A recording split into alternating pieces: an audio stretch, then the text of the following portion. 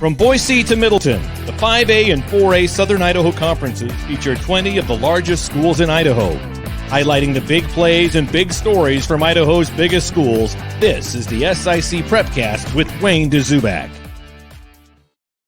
Welcome into another edition of the SIC Prepcast here on IdahoSports.com, covering everything Southern Idaho Conference, 5A and 4A. I'm Brandon Baney alongside Wayne Dzubak. Wayne, how's it going?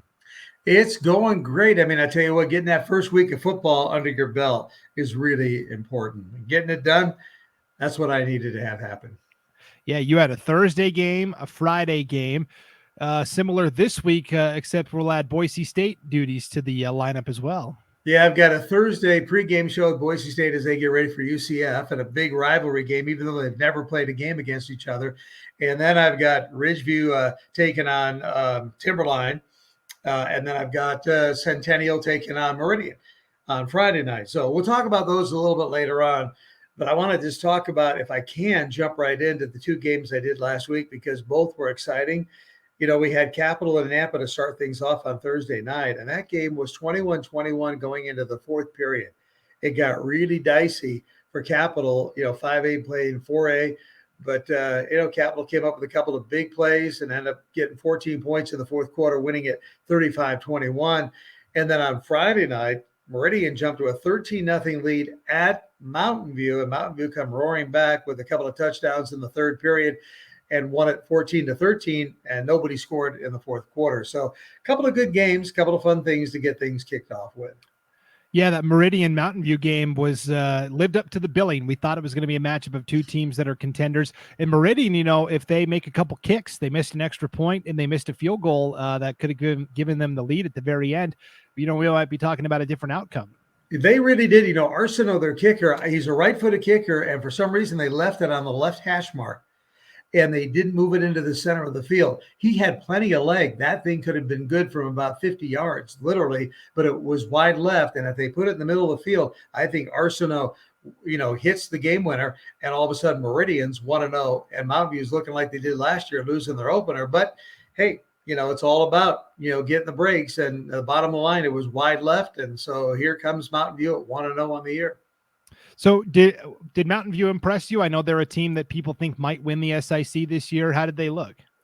What's really funny, I was more impressed by Meridian, but Meridian just didn't, keep it going. I mean, I think they missed some scoring opportunities.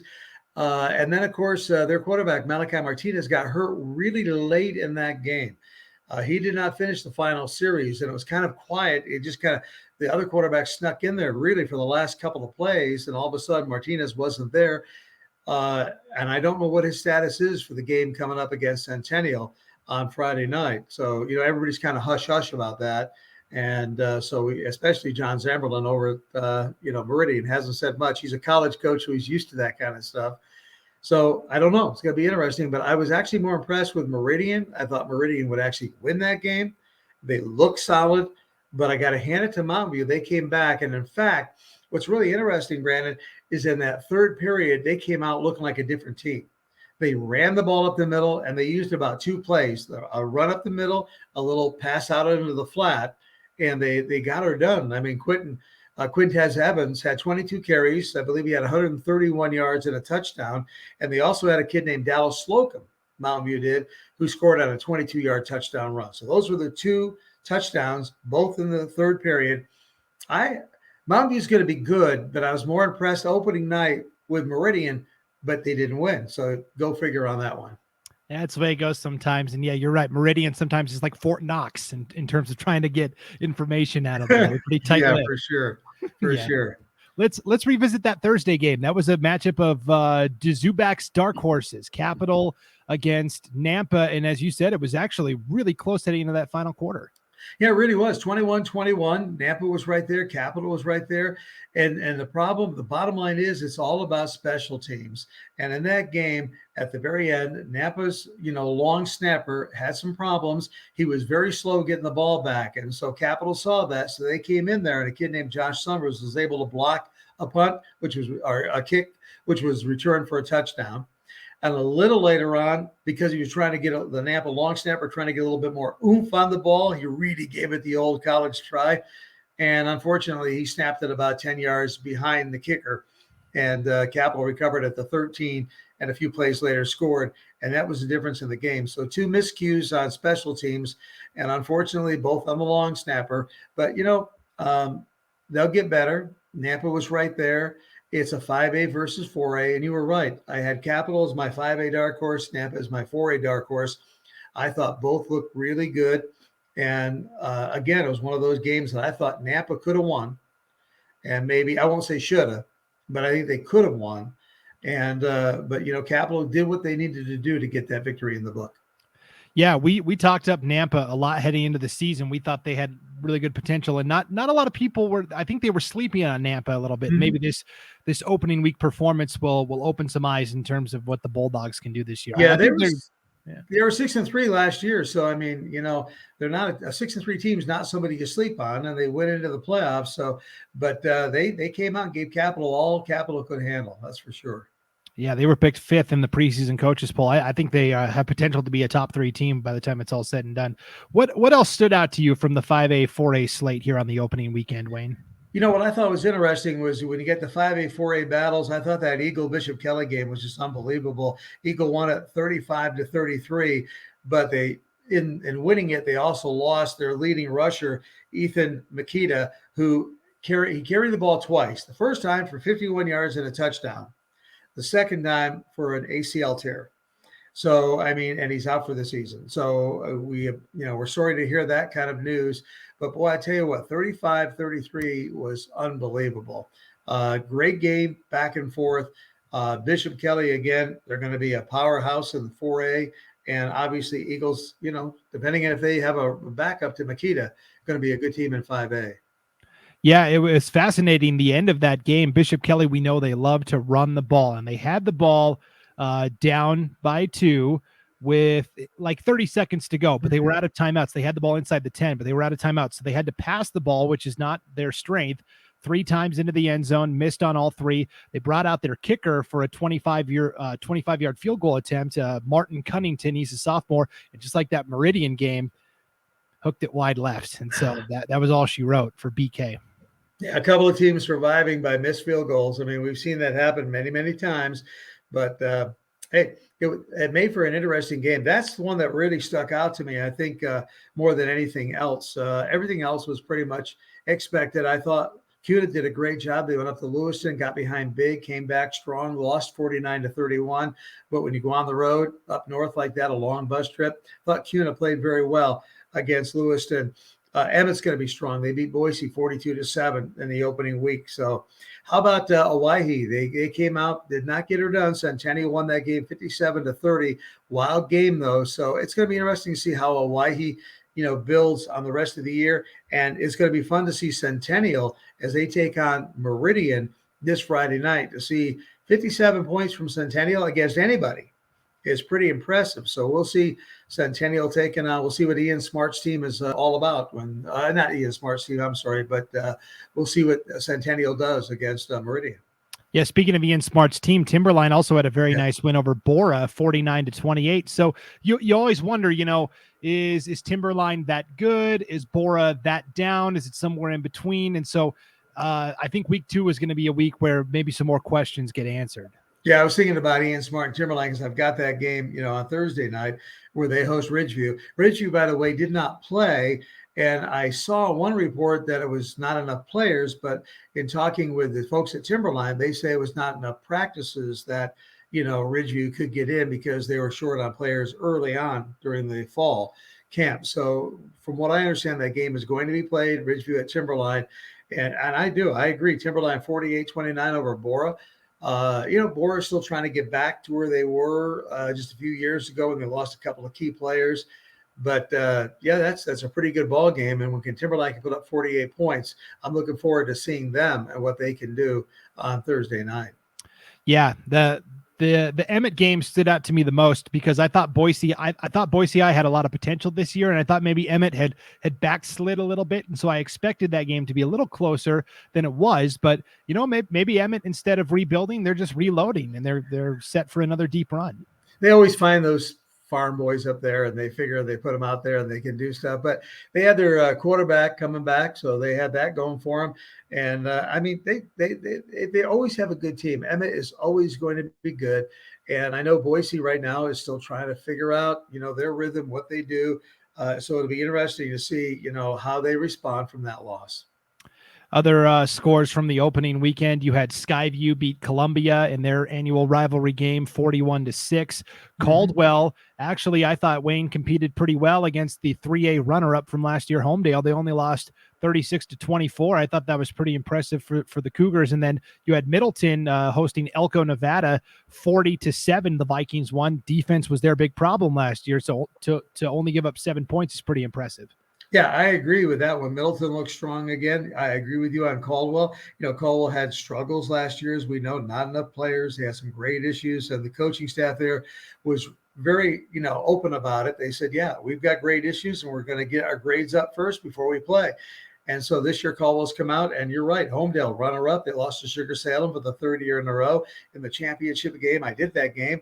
Homedale's got Kinchlow at running back. They got the quarterback back. They got a couple of good wide receivers. So they didn't have to reload. They already had the bullets, in the gun to make it happen. And 36-24, Caldwell hung right there. So I'm pretty excited about what Caldwell can do.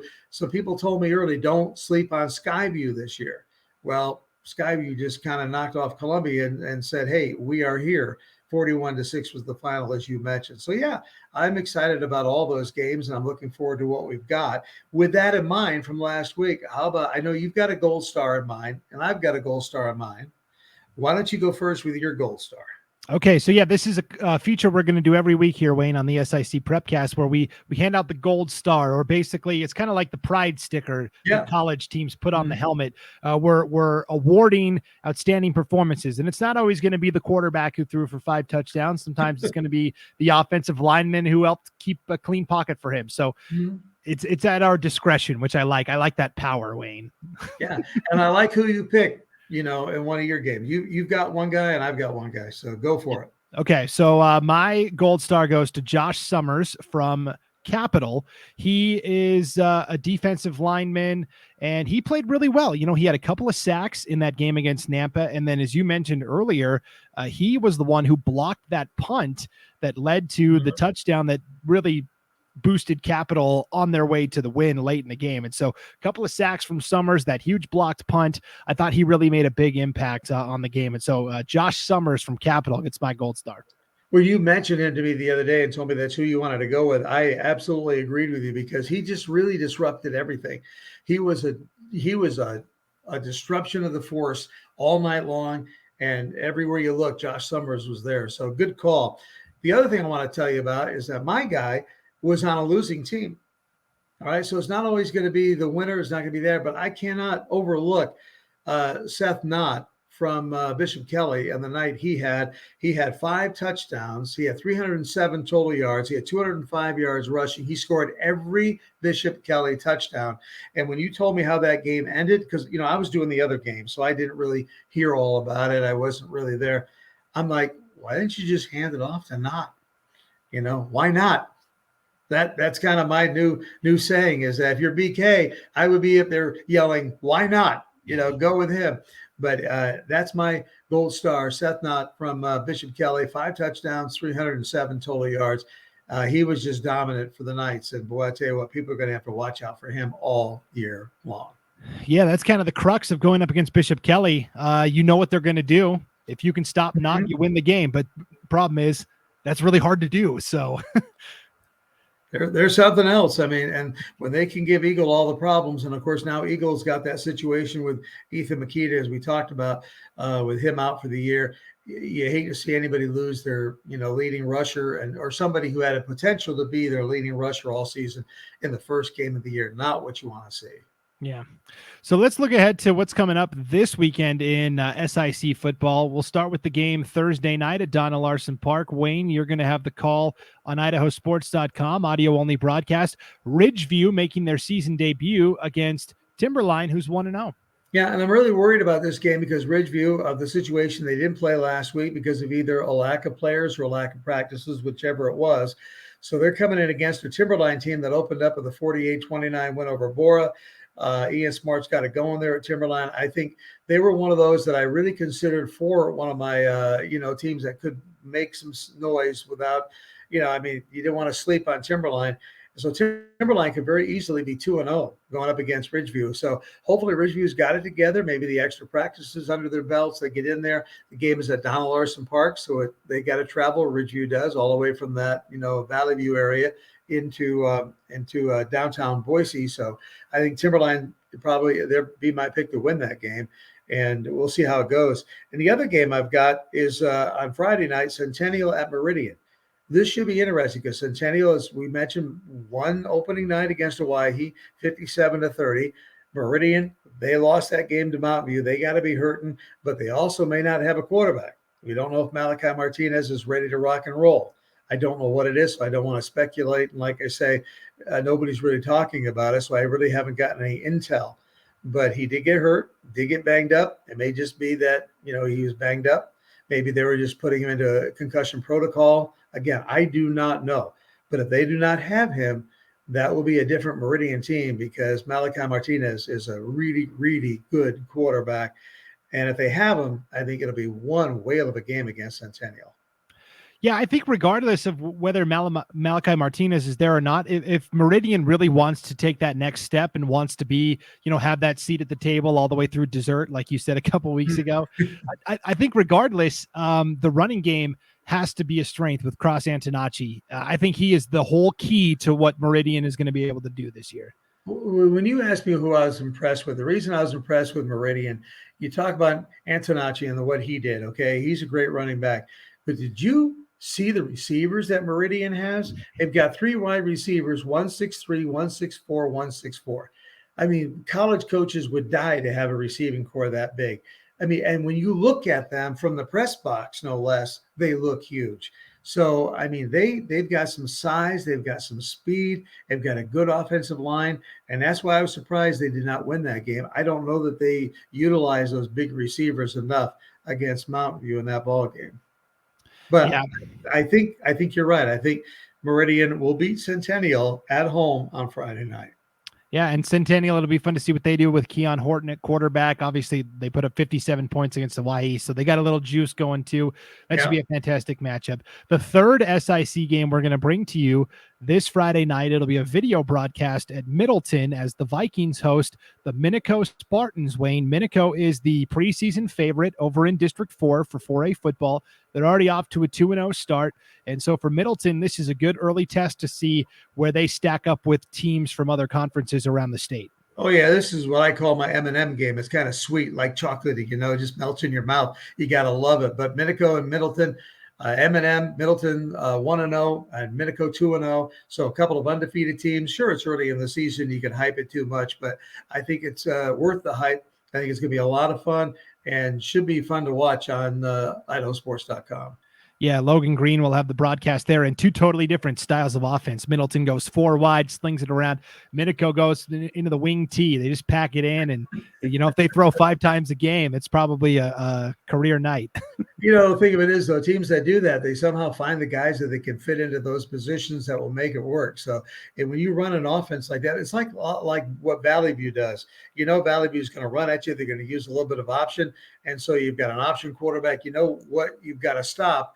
And when they get the talent to, make it tough to stop. So that's a good one. Minico at Middleton.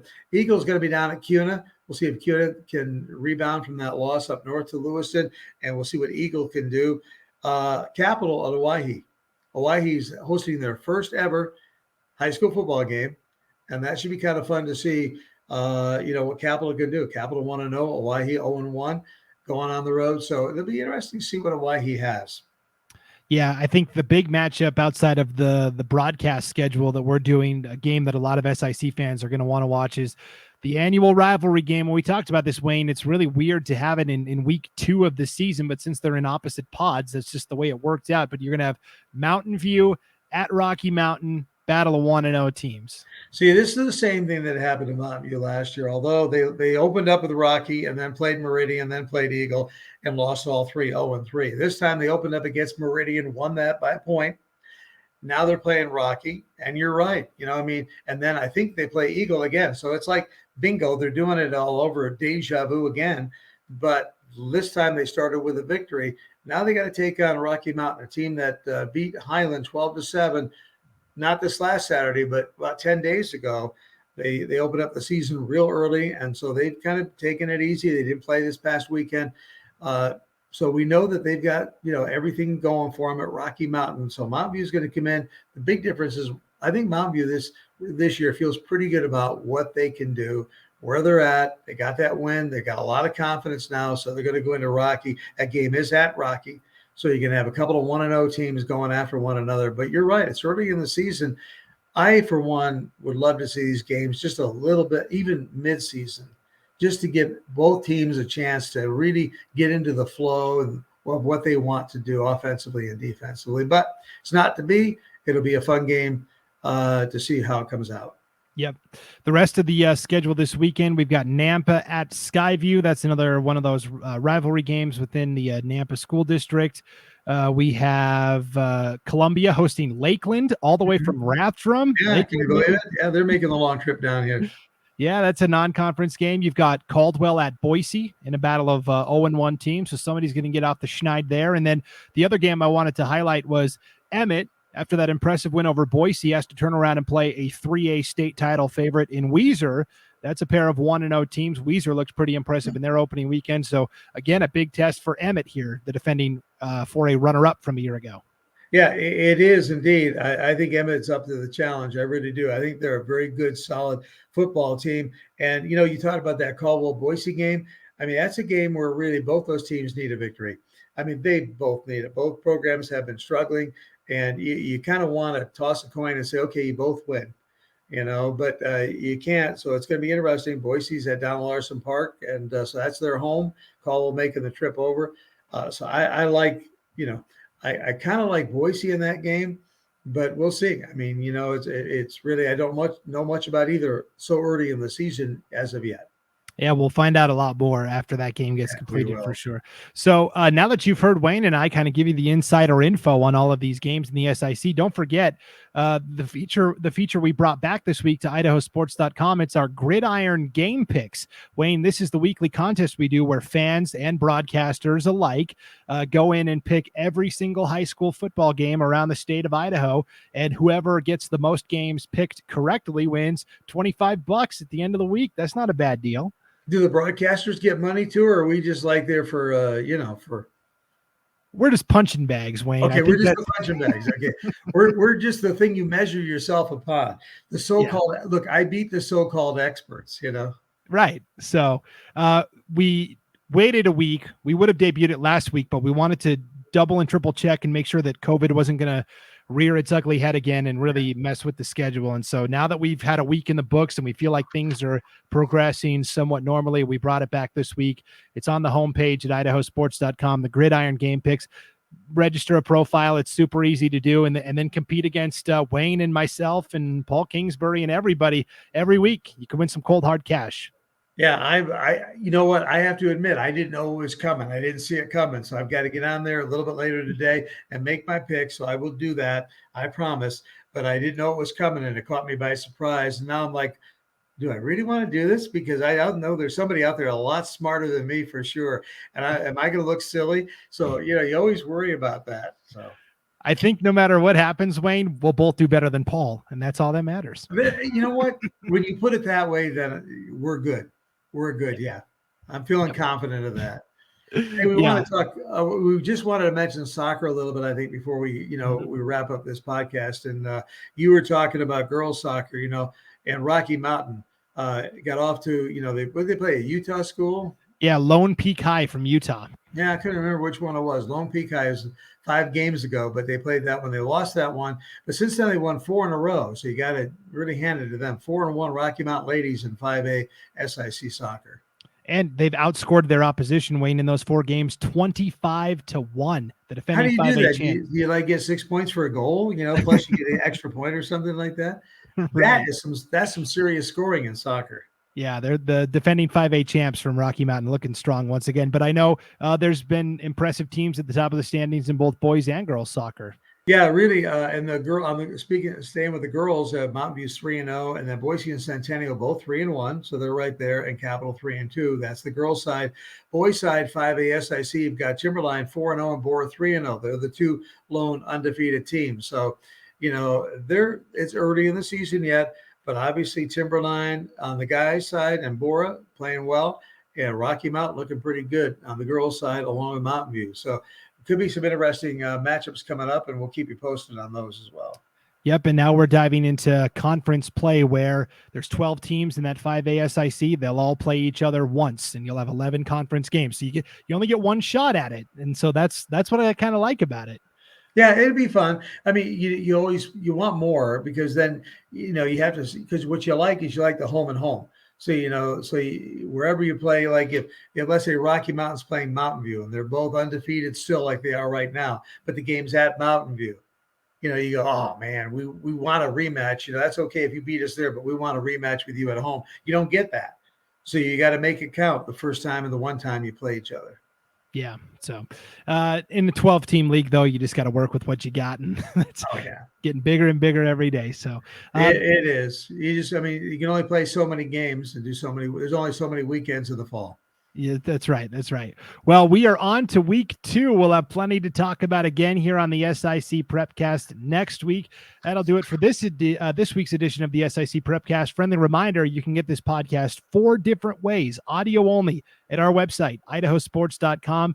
Across the top at the homepage, you'll see the Prepcasts tab. It's got a drop-down menu. You just click on SIC Prepcast, and you can listen to it right there. You can also download this podcast wherever you download your podcasts, Apple, Google, Spotify, etc. You can also watch the video if you want to see Wayne's magnificent hair. I saw you before we went on. You were kind of adjusting those couple hairs in the front, making sure they were in place. No, I rode my motorcycle to KBY to do some stuff today, and I got back and I looked at it and went, oh man, helmet here, so I'm just messing with it, Looks yeah. So if you want to see Wayne's helmet hair, you can check out the video of this Prepcast on the IdahoSports.com Facebook page, as well as our YouTube channel. So Wayne, I'm excited. Another great slate of games, and we'll have plenty to talk about again next week. Oh, absolutely. Looking forward to it, Brandon. Thanks, buddy. All right. We'll see you next week. Sounds great. For Wayne Dzubak, I'm Brandon Baney. Thanks for tuning in to the SIC Prepcast on IdahoSports.com.